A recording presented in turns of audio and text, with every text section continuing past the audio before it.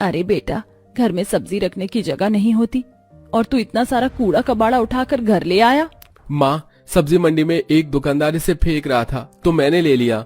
मैं इसे कबाड़ी को बेच दूंगा, हाथ में 2 पैसे ही आएंगे। ये लो रेशमा, ये सारी रद्दी तुम कहीं घर में रख दो, कल सुबह ही बेच कर आ जाऊंगा।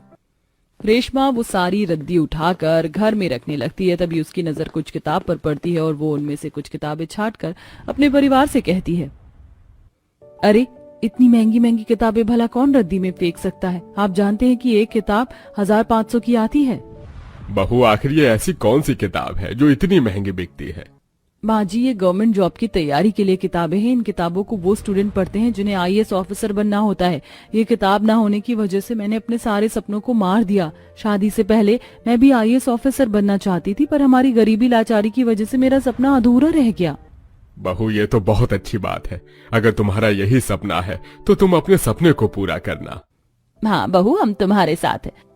हम सब्जियां बेचकर अपनी बहू को आईएएस ऑफिसर की तैयारी करवाएंगे। अब तुम्हारे पास किताबें हैं, तुम आराम से पढ़ सकती हो। बस तुम हमें ये बता दो कि और क्या चाहिए तुम्हें। इतना बोलकर सुमित्रा अपने काम में लग जाती है और रेशमा उन किताबों को खोलकर देखने लगती है। अब इसी तरह कुछ दिन बीत जाते हैं और रेशमा अपनी सास के साथ बाहर बैठकर पढ़ाई करती है और ये देखकर उसकी अमीर पड़ोसन, अरे सुमित्रा सब्जी बेचने के साथ साथ अपनी बहू के हाथ में किताब क्यों पकड़ा रही है? अरे उसे भी सिखा सब्जियां कैसे तौली जाती है। भला इस उम्र में बहू को पढ़ाकर क्या दिखाना चाहती है?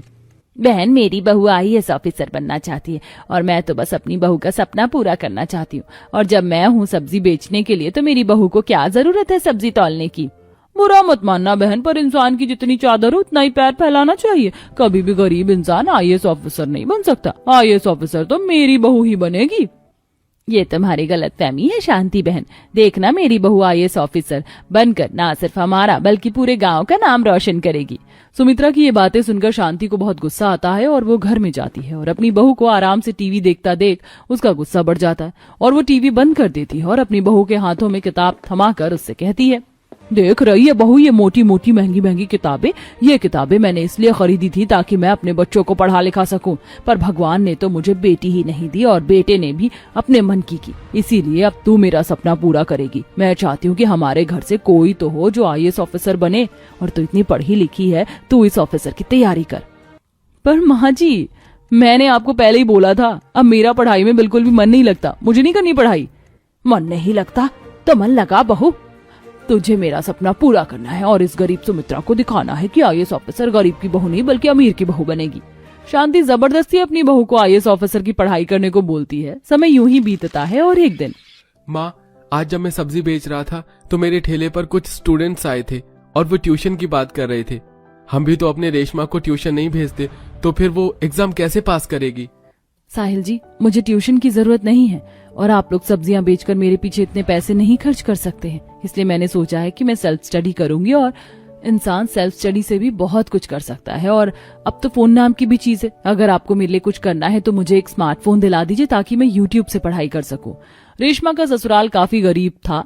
वो लोग सब्जियां बेचकर जैसे तैसे अपनी रोजी रोटी कमा रहे थे। इसी बीच उन्हें फोन की बहुत ज्यादा जरूरत थी। इसलिए अब सुबह से शाम तक न सिर्फ साहिल और रेशमा के ससुर फेरी लगाते बल्कि रात को बाजार में भी सब्जियां बेचते हैं। तो वहीं घर के बाहर सुमित्रा भी सब्जियां बेचती है। माँ जी, आप सुबह से शाम तक बस यहाँ बैठकर सब्जियां बेचती हैं। आप थोड़ा सा आराम कर लीजिए और अंदर आकर खाना खा लीजिए। सब्जियां मैं बेच लूंगी। नहीं बहू, हम तेरे फोन के लिए कम से कम 10,000-15,000 रुपए जमा करने हैं और वो तभी तो होगा जब हम दिन रात सब्जियां बेचेंगे। तू जाकर पढ़ाई कर। 2 दिन बाद फॉर्म निकलने वाले, फिर तू मेरे साथ दुकान पर चलना, हम तेरा फॉर्म भरवा कर आएंगे। इस तरह सुमित्रा और उसका पूरा परिवार दिन रात सब्जियां बेचकर एक एक पैसा जोड़ता है और रेशमा के लिए 10,000 का सेकंड हैंड फोन खरीदता है, जिसकी मदद से अब रेशमा की पढ़ाई और आसान हो जाती है। और 2 दिन बाद सुमित्रा रेशमा के साथ साइबर कैफे जाती है और वहां से फॉर्म भरवा के जब घर आने लगती है तो रास्ते में शांति और उसकी बहू मिलती है, जो गरीब सास बहू का मजाक बनाती है।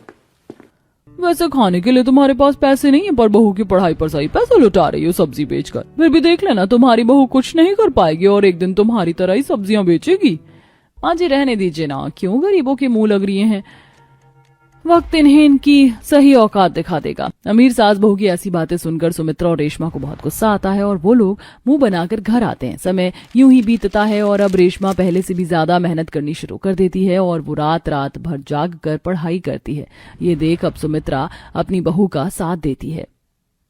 ये ले बहू, मैंने तेरे लिए चाय बना दी है, तू बहुत मेहनत करती है ना, चाय पीकर तुझे अच्छा लगेगा।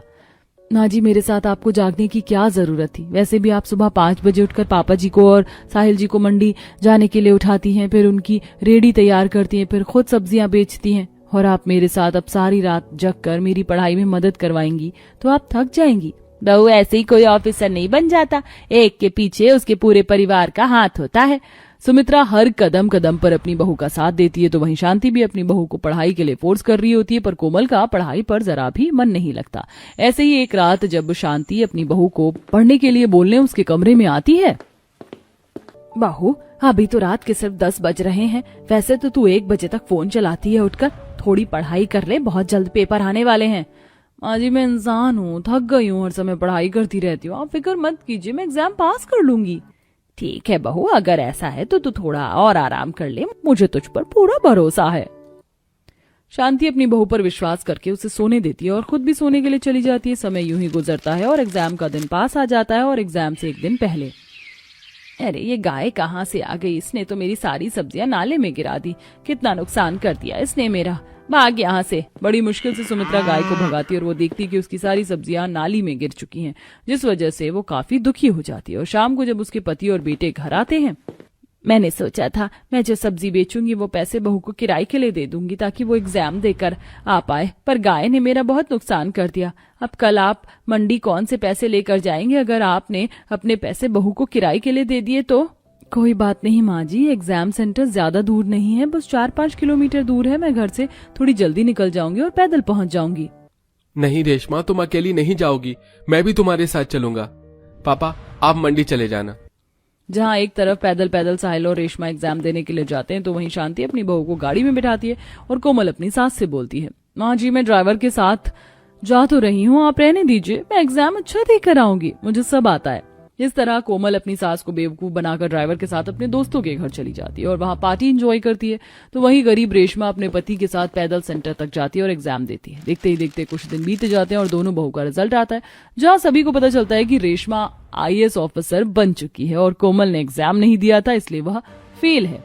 शर्म कर ले बहू, तेरी वजह से मेरी इज्जत मिट्टी में मिल गई। अगर तूने एग्जाम दिया होता तो तू भी पास होती, पर तूने ना पढ़ाई करी ना एग्जाम दिया, और देख वो गरीब बहू बाजी मार गई, उसने अपनी बात सच कर दिखाई और मैं बस देखती रह गई। शांति बस अंदर ही अंदर जलती रह जाती है और बहुत जल्द रेशमा अपनी IAS ऑफिसर की वर्दी पहनकर घर आती है और सब्जी बेच रही अपनी सास को टोपी पहनाकर सभी गांव वालों से कहती है, आज मैं जो कुछ हूँ अपनी गरीब सब्जी बेचने वाली सास की बदौलत हूँ। मुझे उम्मीद है मुझे देखकर यहाँ की और भी कुछ बहुएं कुछ कर दिखाने का जज्बा रखेंगी और अब मैं किसी की प्रेरणा बनूंगी। कब तक मुझे ये घुट घुट कर जीना पड़ेगा? भगवान या तो मेरी मदद कर या तो मुझे अपने पास बुला ले। किचन में खड़ी अपर्णा खाना बनाते हुए फूट फूट कर रोने लगती है कि तभी अचानक अपर्णा की साड़ी के पल्लू में आग लग जाती है और वो जोर जोर से चिल्लाने लगती है। आखिरकार क्यों अपर्णा भगवान से अपने लिए मौत मांग रही थी और क्या अपर्णा अपनी साड़ी में लगी आग से बच पाएगी या जलकर राख हो जाएगी? इसे जानने के लिए हमें इस कहानी के बीते हुए कल में जाना होगा। अपर्णा बेटा, अभी भी समय है, ये शादी मत कर। तू जानती है ना कि तेरे होने वाले ससुराल में कितने ज्यादा लोग हैं, तुझे इतने लोगों में रहने की आदत नहीं है। माँ, मैं जानती हूँ कि आपको मेरी फिक्र है, लेकिन मैं नीरज से बहुत प्यार करती हूँ और क्या हुआ अगर नीरज के परिवार में इतने सारे लोग हैं, धीरे धीरे मुझे आदत पड़ जाएगी। लाख समझाने पर भी अपर्णा अपने माता पिता की बात नहीं मानती और अपने बॉयफ्रेंड नीरज से शादी कर लेती है। शादी के बाद अपर्णा जब पहली बार अपने ससुराल आती है तो इतना भरा पूरा परिवार देख काफी हैरान होती है। मुझे तो लगा था कि नीरज के परिवार में 6-7 लोग होंगे, लेकिन यहाँ तो कम से कम 15 से 20 लोग हैं। ऐसे ही शादी का दिन गुजरता है और आज अपर्णा की पहली रसोई की रस्म होती है। बहू, मेरे लिए तो तुम मूंग दाल की खिचड़ी और हलवा बना देना। मैं तो भाभी के हाथ के छोले भटूरे खाऊंगा। और मैं पनीर पराठा। एक एक करके सारे के सारे ससुराल वाले अपर्णा की खाने की एक लंबी लिस्ट थमा देते हैं, जिसे सुन अपर्णा मन ही मन काफी परेशान होने लगती है।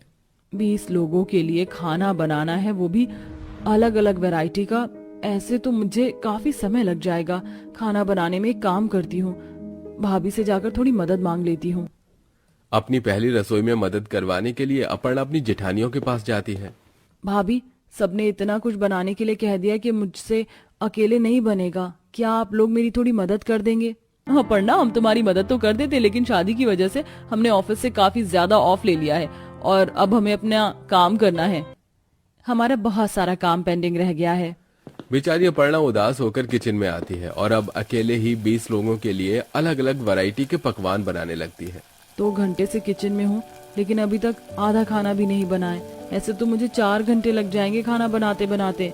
अपर्णा जैसे तैसे करके जल्दी जल्दी हाथ पैर चलाती है और पहली रसोई का सारा खाना तैयार कर देती है। अपर्णा के हाथ का खाना उसके सभी ससुराल वालों को काफी पसंद आता है। अपर्णा बहू, नीरज तो बिल्कुल सही कहता था कि तू बहुत अच्छा खाना बनाती है। सच में मजा आ गया तेरे हाथों का खाना खाकर। और मैं तो कह रही हूँ कि अब से खाना बनाने की जिम्मेदारी अपर्णा बहू को ही दे दो। अपने ससुराल वालों को अपने खाने की और तारीफ करता देख अपर्णा काफी खुश होती है और ऐसे ही शादी का दिन गुजर जाता है। सारा काम खत्म कर अपर्णा सोने चली जाती है। अभी सुबह के 4 बज रहे होते हैं कि तभी अचानक अपर्णा के रूम में दरवाजे पर खटखट होती है। अपर्णा जैसे ही कमरे का दरवाजा खोलती है तो उसके सामने उसकी जेठानी और नंद खड़ी होती हैं। रिया भाभी, आप दोनों इस वक्त, अभी तो सुबह के 4 बज रहे हैं। भाभी, हम वही तो आपको बता रहे हैं कि सुबह के 4 बज गए और आप अभी तक सो रही हैं। आपने अभी तक खाने की तैयारी नहीं की, सब लोग उठने ही वाले हैं। लेकिन सुबह 4 बजे खाना कौन खाता है? तुम्हें पता नहीं कि घर में सभी जॉब वाले हैं, किसी को जॉब पर जाना होता है तो किसी को कोचिंग सेंटर। अब हम सब तो सुबह काम की तैयारी के साथ साथ खाना तो नहीं बना सकते ना, इसलिए जाओ और जल्दी से खाने की तैयारी करो। अपनी नंद जेठानी की बात को सुनकर अपर्णा जल्दी से किचन में सबके लिए चाय, नाश्ता और टिफिन तैयार करने लगती है। अरे भाभी, मेरा नाश्ता तैयार हुआ कि नहीं? मुझे क्रिकेट प्रैक्टिस के लिए लेट हो रहा है। अपर्णा, मेरी चाय कहाँ है? जल्दी लाओ। भैया, आपकी चाय और सोहम तुम्हारा नाश्ता। अपर्णा बहू, कब से कह रही हूँ कि मेरा दलिया लिया, मुझे दवाई खानी है। समय पर दवाई नहीं खाऊंगी तो सारा शरीर दुखने लगेगा। मेरा भी नाश्ता अभी तक नहीं आया, मुझे खेतों पर भी जाना है। अपर्णा भागती हुई किचन में जाती है और चाय बनाने लगती है कि तभी अचानक जल्दबाजी के चक्कर में अपर्णा की उंगली गर्म गर्म तवे से जल जाती है। मेरी उंगली कितना जल रही है। अभी तो इस पर दवाई लगाने का भी टाइम नहीं है। पहले सभी को नाश्ता और उनका लंच दे देती हूँ। अपर्णा घर की बहू बनकर आई थी, लेकिन 20 लोगों के ससुराल में 2 दिन के अंदर ही घर की बहू रानी नौकरानी बन चुकी थी। चलो, सब लोग चले गए, अब मैं आराम कर लेती हूँ।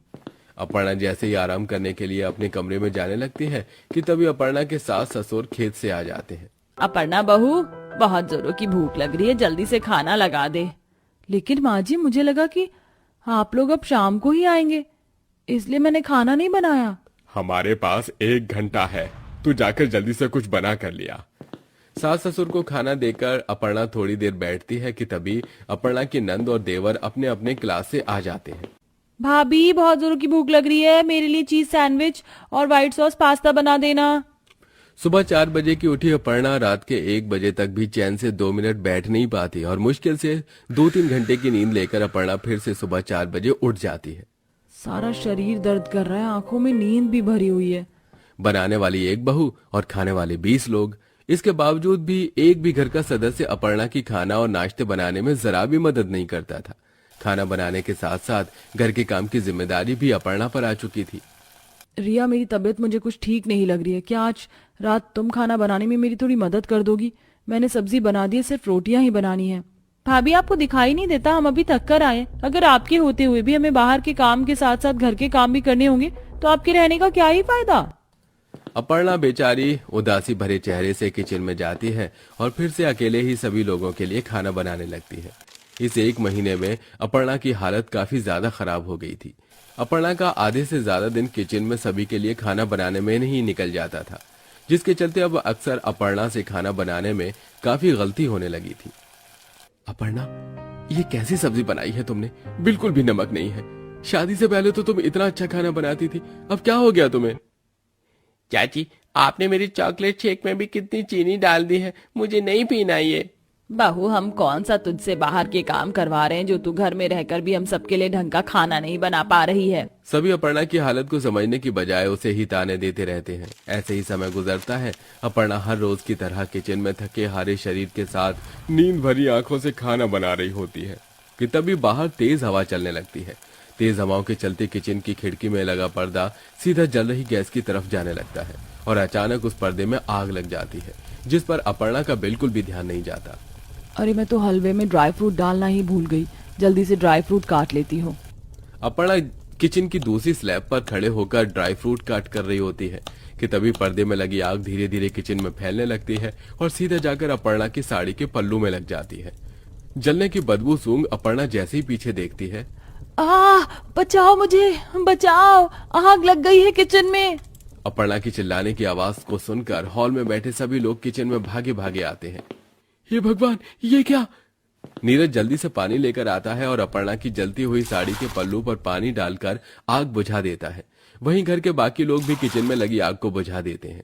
इतना सब कुछ होने के बावजूद भी अपर्णा के ससुराल वाले उसका हाल पूछने के बजाय उसे ही ताने देते हैं। अपर्णा बहू, तेरा ध्यान कहाँ था? अगर हम लोग नहीं आते तो पता भी है क्या हो सकता था। जलकर मर जाती तू और सभी को लगता कि हमने अपनी बहू को जला कर मार दिया। इतनी भी लापरवाह होना सही नहीं है। अपनी सास की ऐसी बातें सुन अब अपर्णा अपने दुख को अपने अंदर और नहीं रख पाती। सारी मेरी ही तो गलती है जो मैं सुबह 4 बजे से उठकर रात के 12 बजे तक आप सभी के लिए खाना बनाती हूँ, आपका काम करती हूँ, नौकरानी की तरह आपके इशारों पर नाचती हूँ। आप तो मुझे बहू बनाकर लाए थे ना, लेकिन मैं कब नौकरानी बन गई मुझे पता ही नहीं चला। सभी को सिर्फ अपना काम दिखता है, कभी किसी को मेरी मेहनत नजर नहीं आती। क्या हुआ अगर मैं बाहर जॉब नहीं करती? घर में जितना काम आप मुझसे करवा रहे ना, उतना तो आप लोगों ने अपनी जिंदगी भर में नहीं किया होगा।